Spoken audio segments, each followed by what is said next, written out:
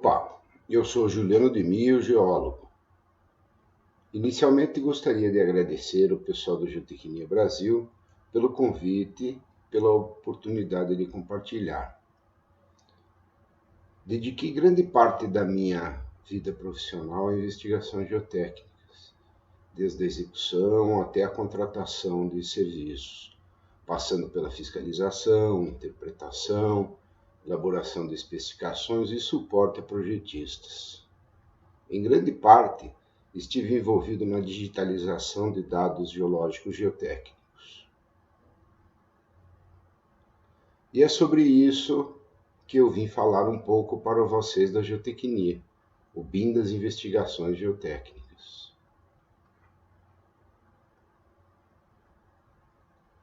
Você sabe por que o BIM surgiu? Este gráfico compara ganhos de produtividade de várias indústrias dos Estados Unidos. Desde a década de 50, a agricultura ganhou cerca de 16 vezes em produtividade, a manufatura em torno de 8 vezes, e a média das indústrias americanas ficou em torno de 4 vezes de ganho de produtividade. E a construção civil perdeu produtividade a partir da década de 70. E quem conhece sabe que a indústria de construção dos Estados Unidos é forte e tecnológica, e mesmo assim perdeu produtividade. Como será que foi a evolução da produtividade na indústria da construção brasileira? Você tem dados sobre isso?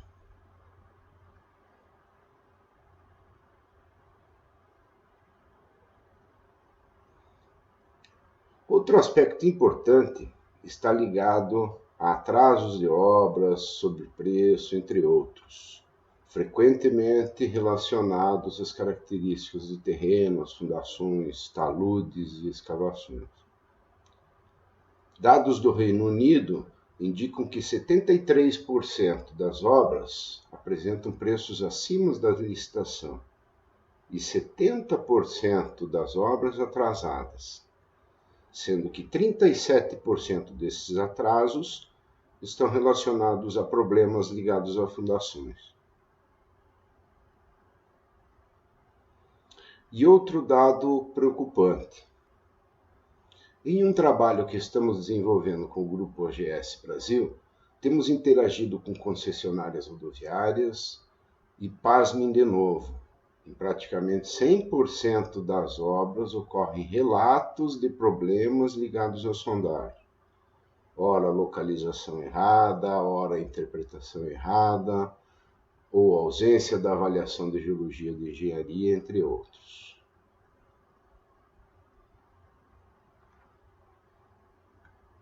Bom, nós vemos que o BIM surgiu basicamente para eliminar ineficiências e ajudar a indústria da construção a ganhar produtividade. Existe uma infinidade de definições para BIM, mas em resumo, BIM é projetar, construir e operar digitalmente para simular o desempenho e identificar conflitos entre as disciplinas, corrigindo e otimizando ainda na fase de projeto. O BIM tem 3 grandes componentes. Basicamente são pessoas, processos e tecnologia. É uma combinação desafiadora dentro de uma sociedade atual que age muito individualmente. Surgem alguns desafios.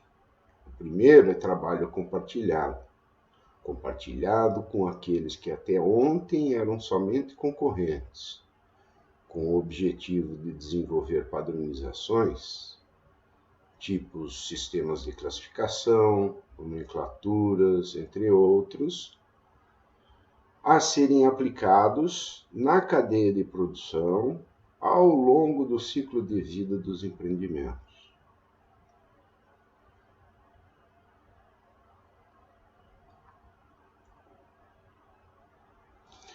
E como o BIM agrega valor?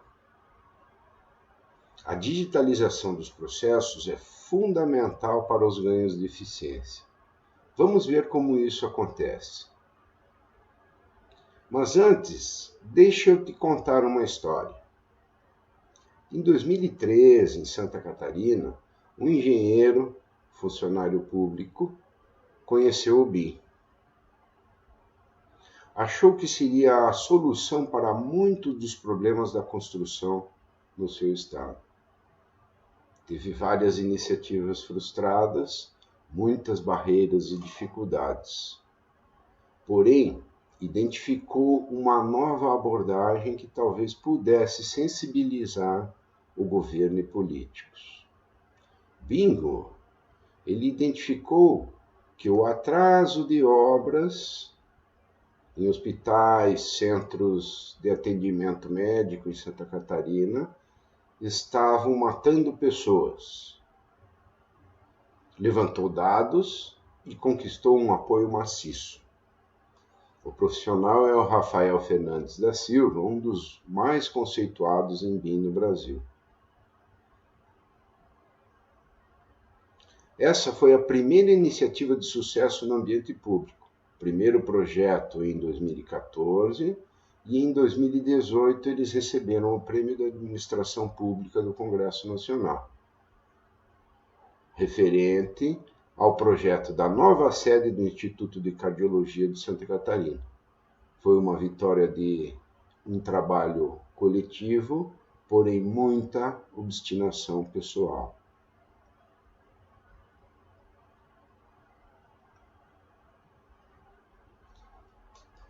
Veja agora este gráfico. Ele mostra o avanço de um projeto ao longo do tempo. E as duas curvas representam a capacidade de impactar nos custos e os custos da mudança. Ações executadas no início do planejamento e projeto terão grande impacto na construção e na operação a custos reduzidos. Mudanças nas fases avançadas levarão a custos muito maiores. O desafio e o grande benefício do BIM é antecipar os processos de decisão. Então, esta curva em marrom mostra o processo tradicional de decisão. E esta outra em azul mostra o processo desejado no ambiente BIM. O segredo é deslocar a maioria das decisões para o início do projeto.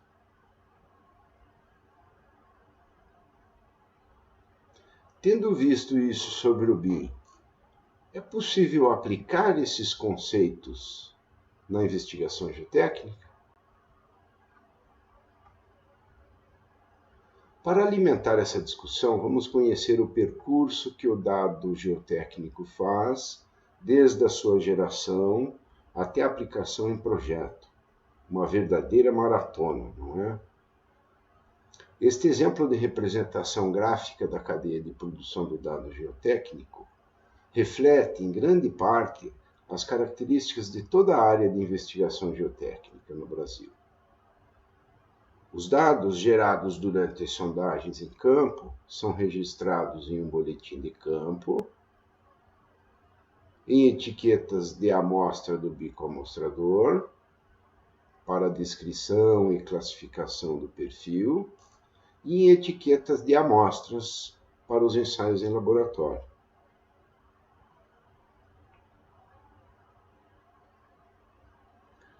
Na rota dos perfis individuais, ou logs, o geólogo recebe o boletim de campo e as amostras, verifica os dados e descreve as amostras para produzir o log ou o perfil de sondagem.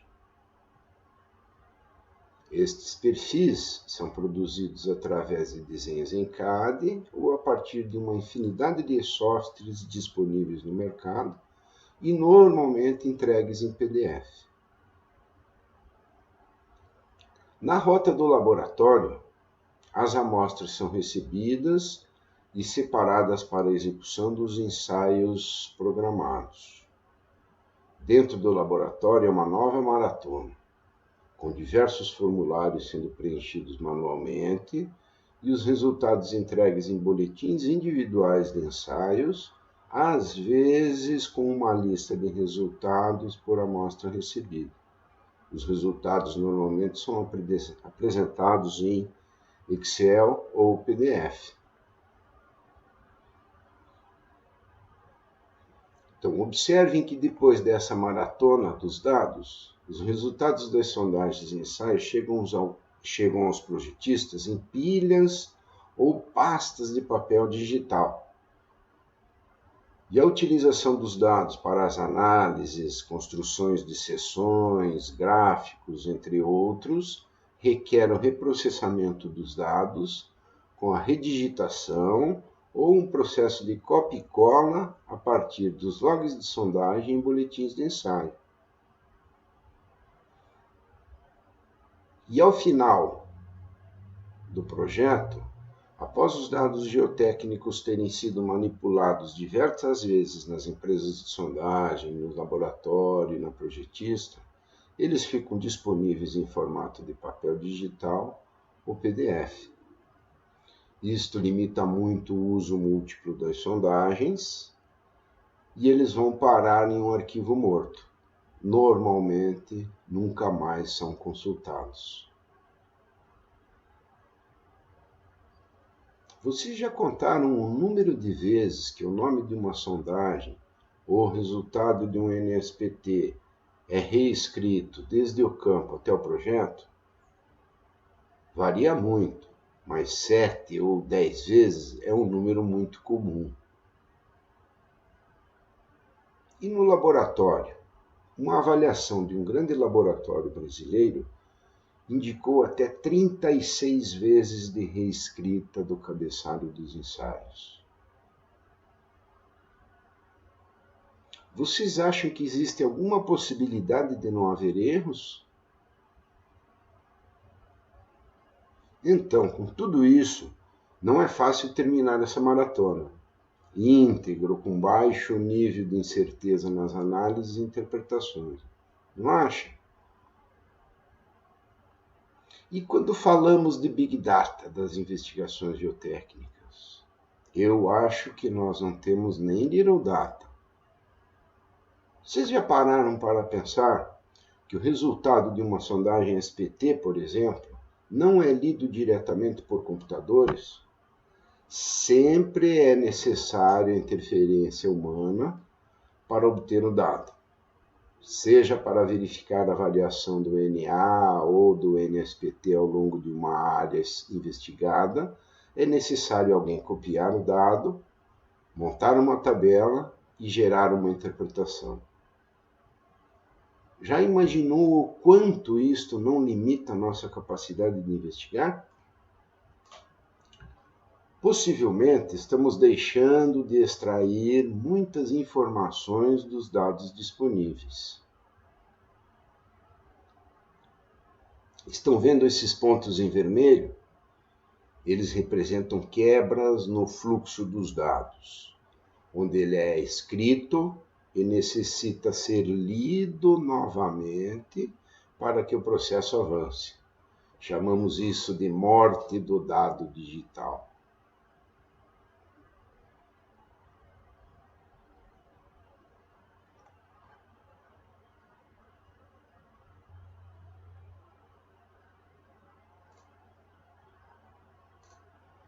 Esta representação gráfica mostra o processo com dado geotécnico digital. E o BIM das investigações vai efetivamente nos ajudar muito na eliminação das ineficiências. O resultado da implementação do BIM das investigações é fantástico. A base é a adoção de um padrão único de dado na cadeia de produção. Isso já foi implementado em vários países e hoje a fronteira onde isso efetivamente está explodindo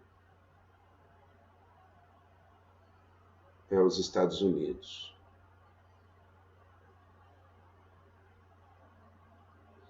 Vocês podem observar que no processo digital, após todo o percurso do dado, um proprietário ou concessionário muito contente por uma construção dentro do prazo e dentro do cronograma, sem imprevistos, os dados passam a estar disponíveis para usos múltiplos.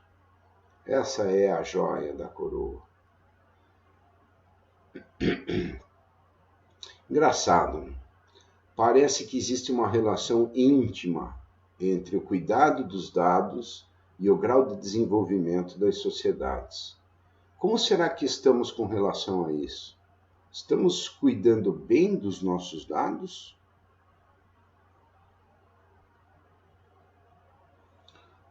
Quando estas sociedades passam a tornar os dados acessíveis, a partir de bancos de dados e ferramentas on demand, o conhecimento começa a crescer exponencialmente. E o processo todo é uma somatória de pequenas etapas, onde o conhecimento vai sendo incorporado e é crescente com o avanço das investigações. Isto só pode ocorrer de forma eficaz no mundo digital. E um dos aspectos muito importantes é a maleabilidade de implantação ou de implementação do método. Ele pode iniciar individualmente nas empresas, seja por solicitação mandatória de algum cliente ou por desejo de aprimoramento e conquista de mercado de cada empresa. Pode ainda ser implantado no âmbito de uma projetista ou por toda uma cadeia de produção, por exemplo, no âmbito de uma agência reguladora como a Artesp, ela poderia ser propagada para todas as concessões rodoviárias, tornando disponíveis e acessíveis todas as investigações realizadas para esses projetos rodoviários. Existem hoje várias iniciativas em curso. Empresas de sondagem, várias já qualificadas para a entrega de dado geotécnico digital.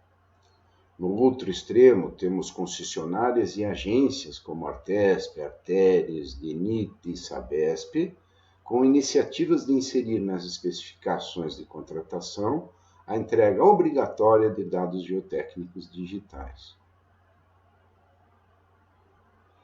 Até onde sabemos, as iniciativas de uso e implementação pelas projetistas têm sido muito restritas.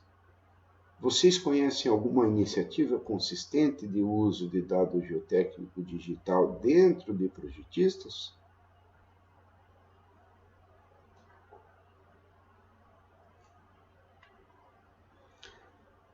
Para que o processo bem avance, é necessário que existam as padronizações, como nós já falamos anteriormente. Padronizações de nomenclatura, de classificações, entre outras. Essas padronizações devem permear as empresas envolvidas e isto viabiliza a adoção de um padrão único de formato de dado digital pelas empresas.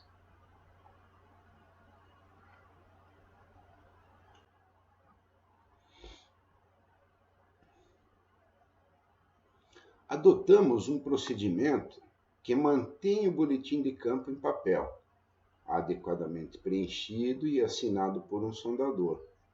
Este boletim é fotografado e transmitido para uma central ou para a empresa que gerencia o banco de dados, que os digitaliza e distribui praticamente em tempo real. Observem que neste arranjo, primeiro é produzido o arquivo AGS4 a partir do boletim de campo. E a partir deste arquivo são gerados os logs e perfis. Os logs ou perfis individuais passam então a ser um instrumento de controle de qualidade. Mas as análises, estudos, apresentações vão ser obtidas diretamente do arquivo digital, sem a redigitação dos dados. Esta é uma grande transformação, um verdadeiro pulo do gato para o uso do dado geotécnico digital em nosso ambiente cultural do Brasil.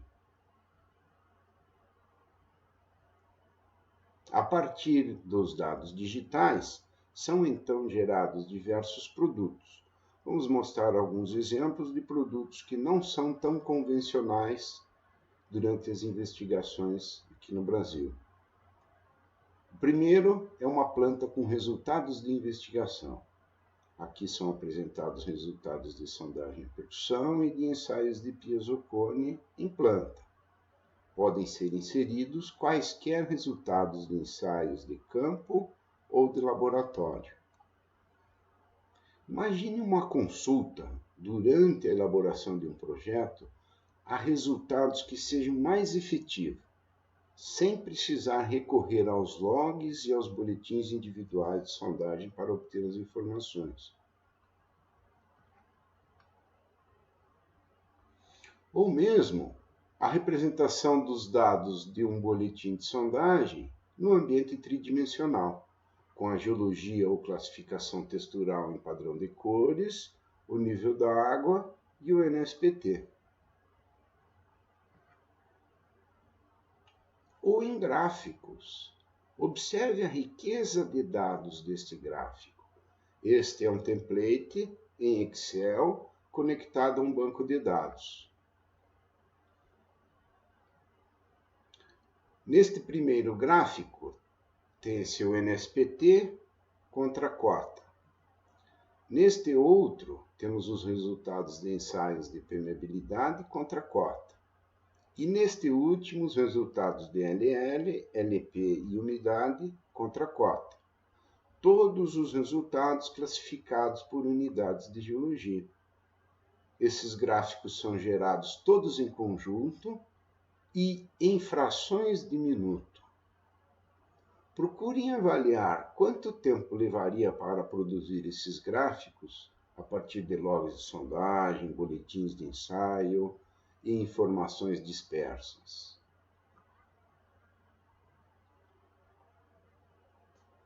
E por último, um modelo geológico geotécnico, desenvolvido para subsidiar um projeto de tratamento de fundações, onde são mescladas informações geológicas e geotécnicas em um único modelo. É um produto que também é gerado em poucos minutos a partir de dados digitais disponíveis.